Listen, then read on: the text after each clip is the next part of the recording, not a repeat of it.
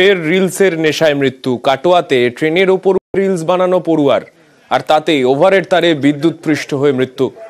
কাটোয়ার আমোদপুর কাঁদরা স্টেশনের ঘটনা।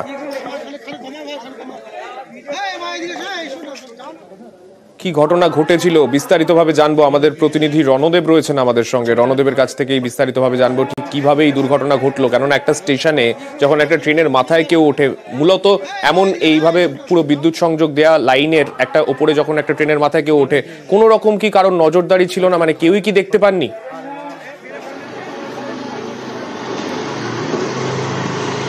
হ্যাঁ দেখো, প্রথমেই যে প্রশ্নটা তুমি তুলেছো এটা একদম সঠিক। কাটোয়া আমোদপুর রেলপথের যে জ্ঞানদাস কাঁদরা যে রেল স্টেশন, সেখানে সারা দিনে একটি ট্রেন যায় এবং একবার ট্রেন আসে, যার জন্য ওখানে কোনো স্থায়ী কর্মীরা আসে না এবং থাকেনও না। এখন এক ঝাড়ুদার ছিলেন, সে বলছে আমি ঠিক নজর করিনি। ওই স্টেশনের 3 নম্বর প্ল্যাটফর্মে দাঁড়িয়ে আছে 4টি কামরা অনেক দিন ধরেই।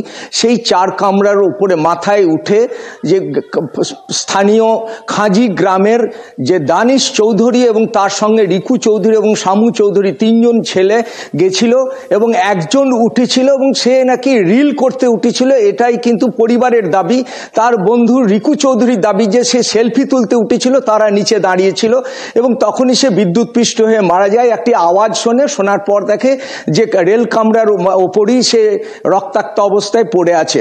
রেল পুলিশ এসছে, সাঁইথিয়া যে আরপিএফ তারা এসছে এবং কাটোয়ার যে জিআরপি তারাও গেছে এবং দেহ উদ্ধার করে ময়না তদন্তের জন্য কাটোয়া মহকুমা হাসপাতালে পাঠানো হয়েছে। এই মুহূর্তে যে প্রশ্ন যে নজরদারির অভাব, সেই নজরদারির অভাবেই কিন্তু একটি ছেলে তরতাজা যে দশম শ্রেণী পড়ুয়া কেতুগ্রাম আশুতোষ ইনস্টিটিউশনের সেই ছেলেটি মারা গেল এবং পরিবারের পক্ষ থেকে দাবি করা হচ্ছে রেলের একদম নজরদারি ছিল না। অনেক ধন্যবাদ। শুনলো না মানুষ, কারোর কথা শুনলো না। দু নিজে নিজে আর কি সেলফি তুলবে, দুপুরে উঠে বললো আমি মানা করলাম, চাচু মানা শুনলো না। আমি এবার বসে চাচু এবার বসে, ঠিক আছে শুনলো না মানা। আর দুজন বললো শুনলো না, দুই পারে উঠে বললো। আবার শুনতে পেলাম সঙ্গে সঙ্গে ডেট। আমি ছিলাম ওই পারে, মানা করেছি শুনে নাই, কি বলবো। সাথে 3 জনে একসাথে এসেছিল কাঁদরা স্টেশনের কাছে। ট্রেনের উপরে উঠে টিকটক করা ছিল। ওরা নিচে ছিল দাঁড়িয়ে আর ওকে উঠিয়েছিল উপরে।